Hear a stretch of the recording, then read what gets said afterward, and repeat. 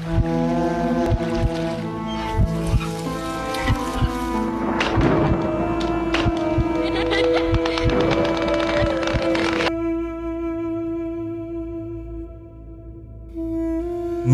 পরেও কেউ কি ফিরে আসতে পারে?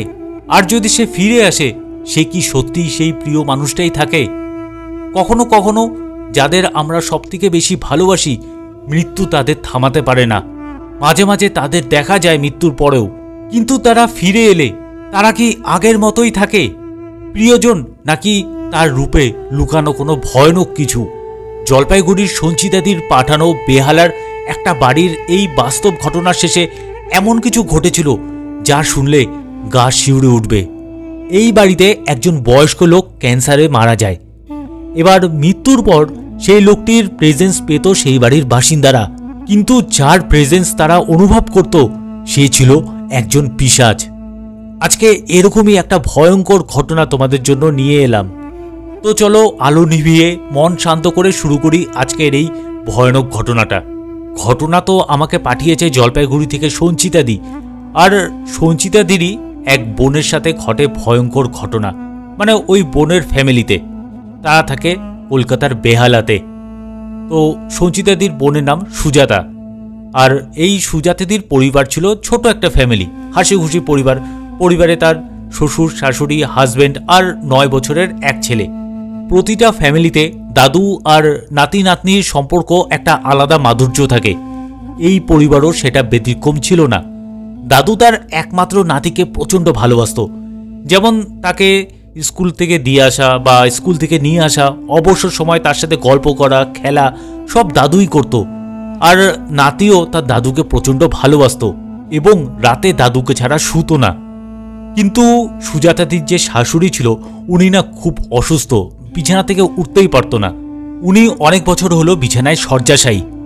যাই হোক, এইভাবে তাদের হাসি খুশি পরিবার ভালো মতো চলছিল। এবার একদিন এই পরিবারে না একটা ঘটনা ঘটল। সেটা হলো যে দাদু তার নাতির সাথে খেলছিল। হঠাৎ খেলতে খেলতে দাদু মাথা ঘুরিয়ে পড়ে যায়। এরপর তো ওনাকে ধরাধরি করে বিছানায় শোয়ানো হয়, ডাক্তার ডাকা হয়। তো ডাক্তার প্রাথমিক অবস্থায় দেখে ভেবেছে যে মানে কোনো সামান্য প্রেশার টেশার বেড়েছে, তার জন্য আর কি টেস্ট করতে বলে। আর ওই টেস্ট করার পর কিছুই আর কি ধরা পড়েনি।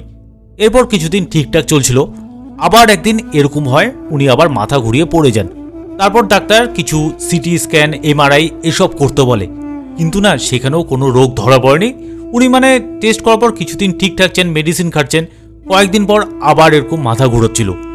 তারপর যাই হোক বায়োপসি করা হয়, আর বায়োপসি করার পর ধরা পড়ে দাদুর ব্রেন ক্যান্সার হয়েছে।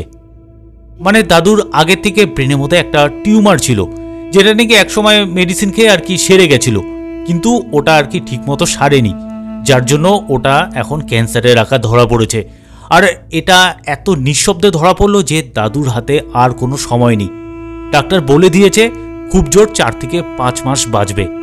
এই ক্যান্সারটার না কোনো সিমটমই আগে ধরা পড়েনি। যদি সঠিক সময় কোনো সিমটম ধরা পড়তো তাহলে হয়তো তারা ভালো একটা ট্রিটমেন্ট করতে পারত, কিন্তু কি আর করবে, বাড়ির সবাই তো মন খারাপ, যেহেতু উনি আর বেশি দিন বাঁচবেন না, সবাই কান্নাকাটি করছে। তারপর পাড়ার যে প্রতিবেশী যারা আছে, যারা রিলেটিভ আছে, তারাও এসে একবার দেখে যাচ্ছে দাদুকে। এবার দাদুও তো বুঝতে পারছে যে উনি আর বেশি দিন বাঁচবে না। এবার সুজাতাদির হাজবেন্ড নিজের বাবাকে বাঁচানোর জন্য একটা শেষ চেষ্টা করে। যদিও উনি বাঁচবেন না, তাও মনের মধ্যে একটা থাকে না যে আমি ট্রিটমেন্ট করি আমার বাবাকে বাঁচানোর জন্য। এবার দাদুকে নিয়ে একটা ক্যান্সার হাসপাতালে যাওয়া হয়। সেখানে তোর দাদুর ট্রিটমেন্ট চলতে থাকে, আর দাদুকে কেমো দেওয়া হয়। কেমো দেওয়ার ফলে দাদুর মাথায় যে চুল ছিল সেগুলো তো ঝরে পড়ে। আর রিজু সেটা দেখে না প্রচণ্ড ভয় পেয়ে যায়। রিজু হলো সুজাতাদির ছেলের নাম, মানে দাদুর যে নাতি আছে ওর ভালো নাম হচ্ছে রিজু। মানে ও দাদুকে দেখে এতটা ভয় পেয়ে গেছে যে দাদুর সামনে যেতেই চাইছিল না, যেই দাদুকে ও প্রচণ্ড ভালোবাসত। যাই হোক, এবার কোনো ফল হয়নি। দাদু তো দিন দিন শুকিয়ে যাচ্ছে, আর যত সময় যাচ্ছে তত আর কি শুকোচ্ছে দাদু। শেষের দিকে ওনার কথা বলা বন্ধ হয়ে যায়, আর চোখ দিয়ে সমানে জল পড়তো।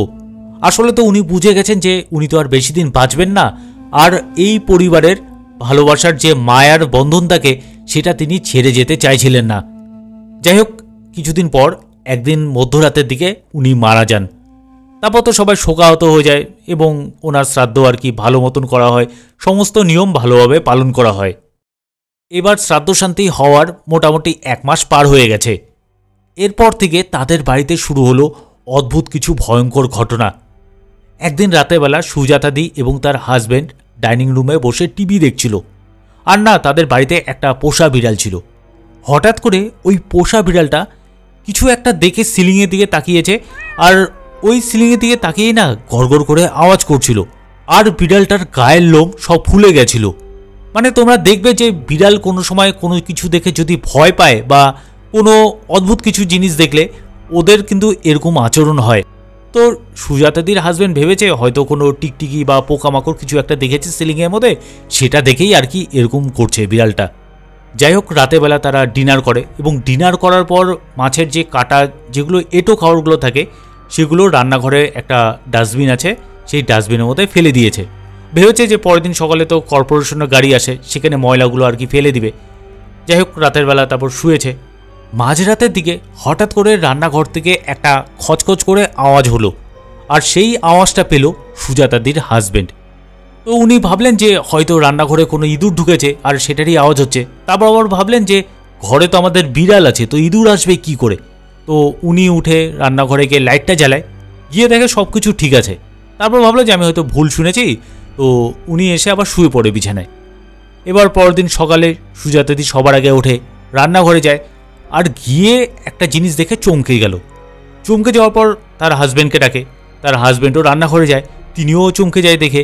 আর সেটা হলো যে ডাস্টবিনের মধ্যে যে এঁটো খাবারগুলো ছিল সেগুলো সব রান্নাঘরে ছড়িয়ে ছিটিয়ে আছে। এবার তখন তারা ভাবলো যে তাদের যে এক্সিস্ট ফ্যানটা আছে সেই ফ্যানটা না ওখানে ছিল না, মানে ফ্যানটা কোনো কারণে আর কি লাগায়নি। তো ফ্যান লাগানোর জায়গাটা তো ফাঁকা ছিল, হয়তো কোনো বাইরে থেকে অন্য কোনো বিড়াল এসেছে, সে হয়তো খাবারগুলো ছড়িয়ে ছিটিয়ে দিয়েছে, মানে এঁটো খাবারগুলো, তারপর আবার চলে গেছে। এটা আর কি তারা ভেবেছে তখন। এরপর আরও একদিন রাতের বেলা, মানে মাঝরাতের দিকে হঠাৎ করে সুজাতাদি এবং তার হাজব্যান্ড তারা দুজনেই শুনতে পেল তাদের ঘরের দরজার বাইরে ছাদে যাওয়ার যে সিঁড়িটা আছে সেখান থেকে কেউ যেন দৌড়ে ছাদে উঠল। তারা তো ধড়বড় করে দুজনেই বিছানা থেকে উঠে লাইটগুলো জ্বালায়, আর ভেবেছে হয়তো চোর এসেছে, কারণ কয়েকদিন ধরে তাদের পাড়ার মধ্যে খুব চোরের উৎপাত ছিল। এবার লাইট জ্বালিয়ে তারা বাইরের দরজাটা খোলে। তো সুজাতাদির হাজব্যান্ড একটা লাঠি নিয়েছে, লাঠি নিয়ে দেখছে যে নিচের যে গেটটা আছে সেই গেটটা বন্ধ। তখন তারা ভাবলো যে হয়তো তাহলে ছাদের ওপর থেকে চোরটা এসেছে, তো তারাও ছাদে যায়। এবার না ছাদের যে গেটটা আছে ওই গেটটাও না বন্ধ ছিল। তারা দুজনই আর কি কনফিউশনে পড়ে যায় যে আমরা কি ভুল শুনলাম নাকি তাহলে।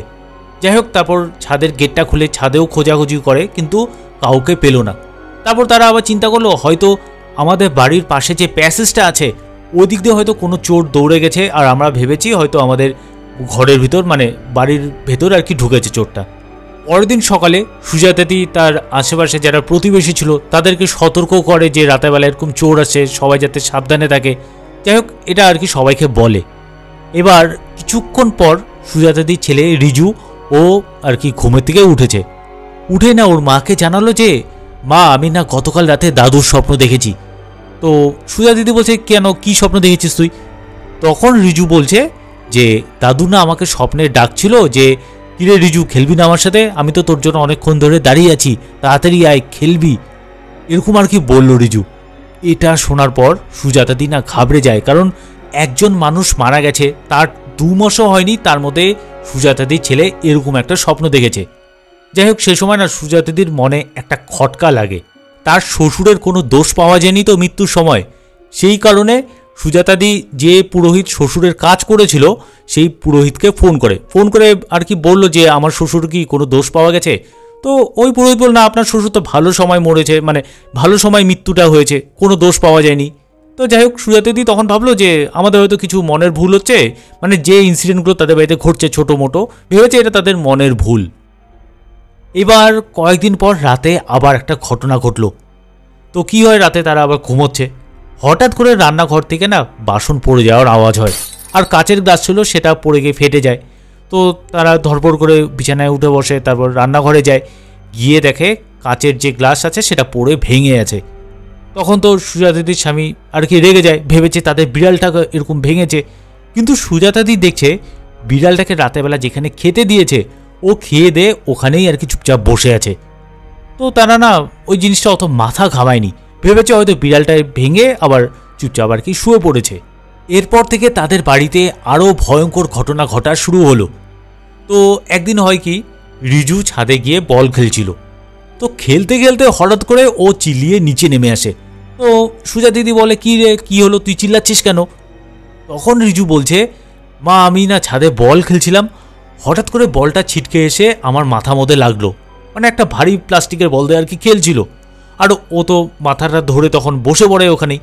আর পেছন থেকে বলে ওর দাদু রিজুকে ডাকছিল আর বলছিল, কিরে রিজু খেলবি না, আমি তো তোর জন্য দাঁড়িয়ে আছি। এটা যখন রিজুকে বললো আর রিজু যখন শুনলো, রিজু আর পেছনে তাকায়নি, ও দৌড়ে নিচে চলে আসে। এবার সুজাতাদি সত্যি সত্যি দেখলো রিজুর মাথার মানে যেখানে বলটা লেগেছে ওই জায়গাটা ফুলে গেছে। তারপর তো যাই হোক ফ্রিজের থেকে বরফ বের করে সেখানে দেয়, মানে প্রাথমিক যে ট্রিটমেন্ট করার দরকার সেটা করলো। এরপর সুজাতাদির হাজব্যান্ড যখন আসে তখন ওনাকেও জানানো হয়, কিন্তু ওনার হাজব্যান্ড এসব আর কি বিশ্বাস করলো না। মানে নিজের বাবার নামে কে বা বিশ্বাস করবে এরকম শুনলে। এরপর থেকে না তাদের মধ্যে আর কি ঝামেলা লেগে গেল, মানে সুজাতাদি আর তার হাজব্যান্ডের মধ্যে সবসময় আর কি ঝামেলা লাগতো, অশান্তি লাগতো বাড়ির মধ্যে। সুজাতাদির মাইন্ড না সে সময় একদম চেঞ্জ হয়ে গেছে। মাঝে মাঝে সুজাতাদির মনে হতো যে রিজুকে কিছু করে বসি, রিজুকে মেরে দিই, বা রাতেবেলা তার হাজব্যান্ডের সঙ্গে যখন শুতো তখন মনে হতো মাঝরাতে উঠে হাজব্যান্ডের গলাটা চিপে ধরি। মানে এরকম বাজে বাজে চিন্তা তখন সুজাতাদির মনের মধ্যে আসতো। মানে নিজের ছেলেকে মারবে, নিজের হাজব্যান্ডকে মারবে, এসব নোংরা নোংরা চিন্তা আসছিল। একদিন কি হয়, রিজু ছোট্ট একটা ভুল করেছে, মানে খেলতে খেলতে ঘরের একটা কিছু আর কি বল লেগে পড়ে ভেঙে গেছে। সেই কারণে সুজাতাদি এত রেগে গেছে যে রিজুকে প্রচণ্ড মারে, রিজুর গালে 6টা থাপ্পড় মারে। এবার থাপ্পড় মারার পর তো রিজু কাঁদছে প্রচণ্ড। তারপর সুজাতাদির হুঁশ পেল যে আমি এটা কি করছি। রিজুকে কিন্তু এর আগে কোনোদিনও মারেনি সুজাতাদি, মানে রিজুর গায়ে কোনো সময় হাত তুলেনি। আর এখন এত রেগে গেছে যে রিজুকে থাপ্পড় মারল। আর যখন থাপ্পড় মারছিল তখন সুজাতাদির কোনো হুঁশ ছিল না। আর এদিকে তো মাঝে মাঝে সুজাতাদির অনুভব হতো যে ওনার পাশে কেউ দাঁড়িয়ে আছে, উনি যেখানে আছে সুজাতাদির পেছন পেছন কেউ একজন হাঁটাচলা করছে।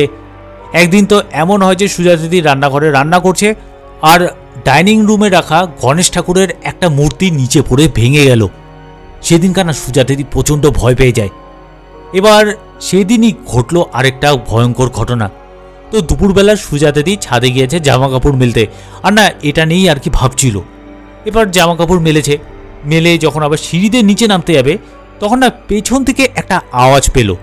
এবার যখন নাকি সুজাতাদি পেছন ঘুরল তখন দেখছে নিচে 2টা পা, মানে জামা কাপড়গুলো মেলা, তার নিচ থেকে 2টা পা দেখা যাচ্ছে কিন্তু বডিটা দেখা যাচ্ছে না। আর ওই 2টো পা তার শ্বশুরের পা। আর সুজাতাদি সেটা বুঝতে পারলো যখন তার শ্বশুর জীবিত ছিল তখন না সাদা পাঞ্জাবি তারপর পাজামা এসব আর কি পরতো। আর যে দাঁড়িয়ে আছে ওই জামা কাপড়ের পেছনে যার পা দেখা যাচ্ছিল তিনি একটা সাদা প্যান্ট পরে আছে, মানে পাঞ্জাবির যে সাদা প্যান্ট থাকে সেই প্যান্ট। এবার তো এটা দেখে প্রচণ্ড ভয় পেয়ে যায় সুজাতাদি, দৌড়ে এসে ঘরে ঢুকে দরজাটা বন্ধ করে দেয় আর তার স্বামীকে ফোন করে ডাকে যে তুমি তাড়াতাড়ি আসো বাড়িতে। এবার তার হাজব্যান্ডও তাড়াতাড়ি বাড়িতে আসে, ভেবেছে কি না কি হয়েছে, এসে শুনছে এই ঘটনা। এটা শোনার পর তো আবার তাদের মধ্যে ঝগড়া লাগে। আর তার হাজব্যান্ড বলছে যে আমার বাবা মারা গেছে, আমাকে তো দেখা দিবে, কিন্তু আমাকে দেখা দিচ্ছে না, তোমাকে খালি দেখা দিচ্ছে। এবার তাদের মধ্যে যখন এই কথোপকথনগুলো হচ্ছে তখন হঠাৎ করে পাশের ঘর থেকে সুজাতাদির শাশুড়ি বলে ওঠে, আমার ঘরে আসে তো, রোজ রাতে আসে, আমাকে দেখে, এই ঘরে হাঁটাহাঁটি করে। এসব শুনে সুজাতাদির স্বামী তার মাকে জিজ্ঞেস করে, কে আসে তোমার ঘরে, কে হাঁটাহাঁটি করে? এরপর সুজাতাদির শাশুড়ি জানালো, তোর বাবা। এসব শুনে সুজাতাদির স্বামীর তখন টনক নড়ে।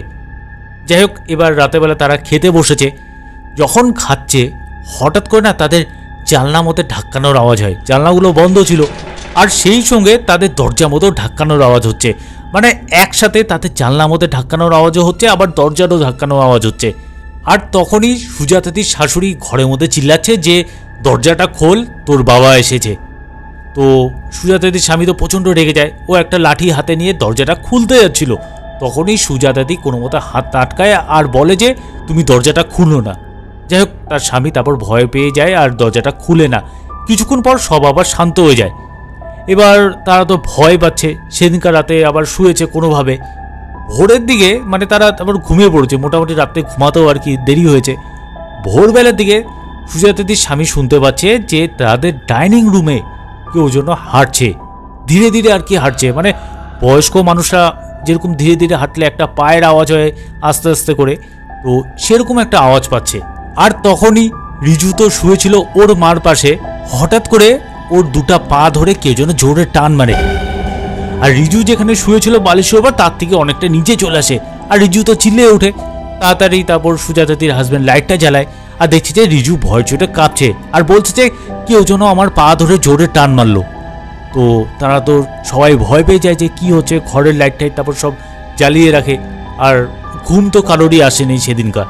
মানে চিন্তা করো কি একটা সাংঘাতিক ভয়ানক একটা পরিবেশে তারা বাস করছিল।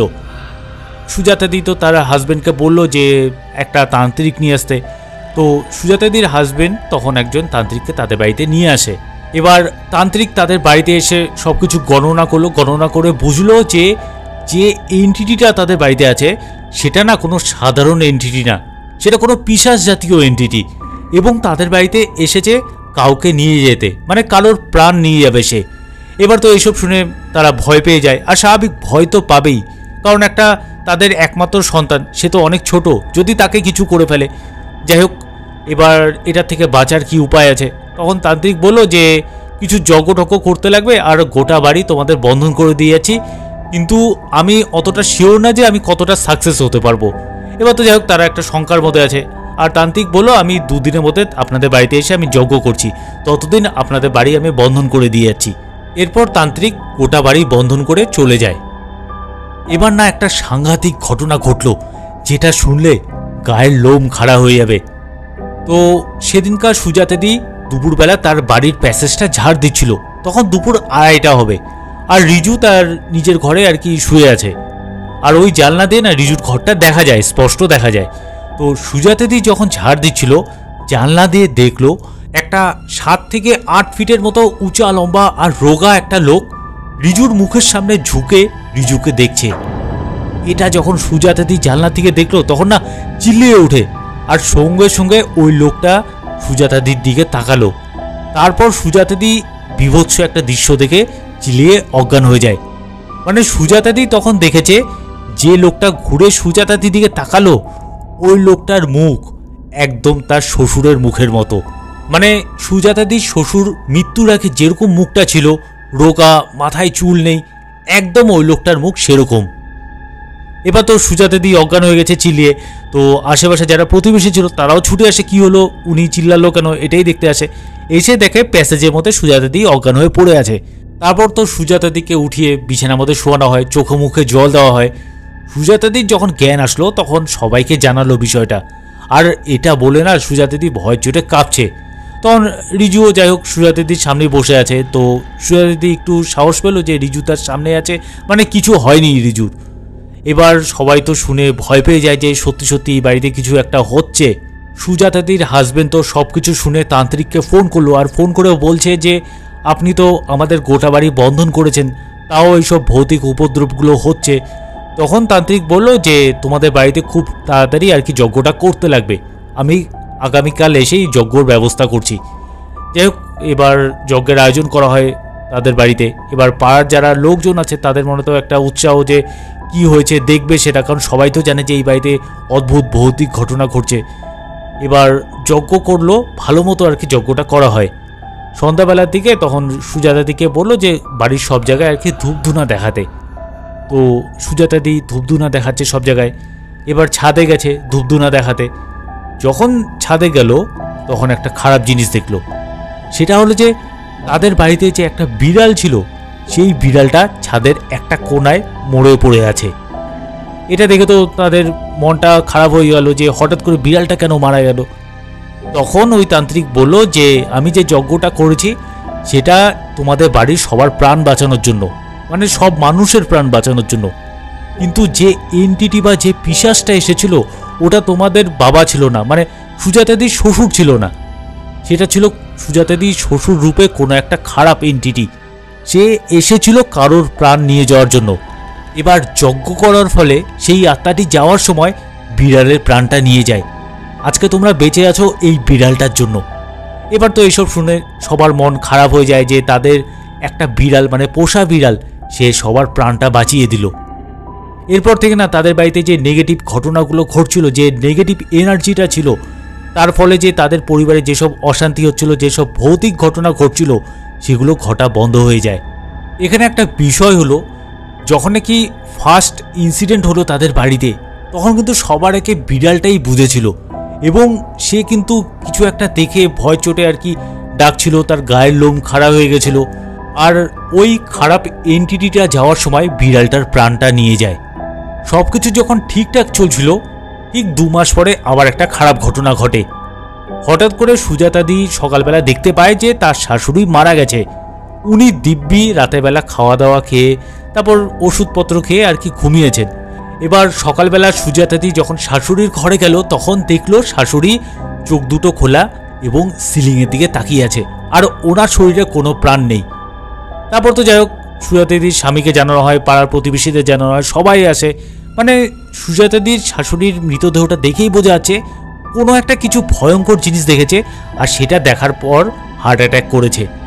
যাই হোক তারপর দেহটা ময়নাতদন্ত করা হয়। পোস্টমর্টম করার পর রিপোর্ট আসলো যে স্বাভাবিক একটা হার্ট অ্যাটাকে মৃত্যু হয়েছে। তারপর তো যাই হোক ভালো মতো করে সৎকার করা হয় এবং এরপর থেকে মোটামুটি এখন প্রায় 10 বছরও হয়ে এলো। তারপর আর কোনো ভয়ঙ্কর ভৌতিক ঘটনা তাদের বাড়িতে আর ঘটেনি। কিন্তু সুজাতাদির শাশুড়ি কি দেখে মানে হার্ট অ্যাটাক করেছে সেটা রহস্যই থেকে গেল। কারণ যে এন্টিটিটা তাদের বাড়িতে ছিল সেটা তো বিড়ালটার প্রাণ নেই, সে তো চলে গেল। কিন্তু সুজাতাদির শাশুড়ি কি এমন দেখেছে রাতের বেলা মানে যার জন্য তার হার্ট অ্যাটাক হলো, সেটাই একটা রহস্য থেকে গেল। হয়তো সেটা নর্মাল হার্ট অ্যাটাকও হতে পারে, এমন না যে ভৌতিক কিছু, নর্মালও হতে পারে সেটা। অনেকে মনের মধ্যে অনেক আশা আকাঙ্ক্ষা নিয়ে কারোর মৃত্যু ঘটলে পরে সে না বাস্তব জীবনে ফিরে আসতে চায়, কিন্তু না তা সবসময় ভালো হবে সেটা তো আর হয় না। কারণ অন্য যেসব খারাপ এন্টিটি আছে তারাও সেই ভালো আত্মার সঙ্গে বাস্তব জীবনে ফিরে আসতে চায়। এক্ষেত্রে হয়তো সেরকমই কিছু একটা হয়েছিল, মানে খারাপ আত্মা ভালো আত্মার উপর ডমিনেন্স করে ফেলে। তখন ভালো আত্মাটা অনেকটা প্যারাসাইটের মতো কাজ করে, মানে ভালো আত্মাটা খারাপ আত্মা দ্বারা নিয়ন্ত্রিত হতে থাকে। সেই কারণে সুজাতাদির শ্বশুর তাদের ক্ষতি করতে চাচ্ছিল বিভিন্নভাবে। আসলে না এটা আমার যুক্তি আর কি, আমি এরকম অনেক জায়গায় আর কি শুনেছিলাম, হয়তো এই ক্ষেত্রে এটাই হতে পারে। তো বন্ধুরা এটাই ছিল আজকের ঘটনাটি ভালো লাগলে প্লিজ আমার চ্যানেলটাকে একটু লাইক শেয়ার আর সাবস্ক্রাইব অবশ্যই করে দিও। আর কে কোথার থেকে শুনছো এটা কিন্তু অবশ্যই কমেন্টে জানিও, তাহলে আমি কিন্তু বুঝতে পারবো যে আমার সাবস্ক্রাইবার বা ভিউয়ার বন্ধুরা কোথার থেকে দেখছে বা শুনছে। তো আজকের মতন টাটা, গুড বাই।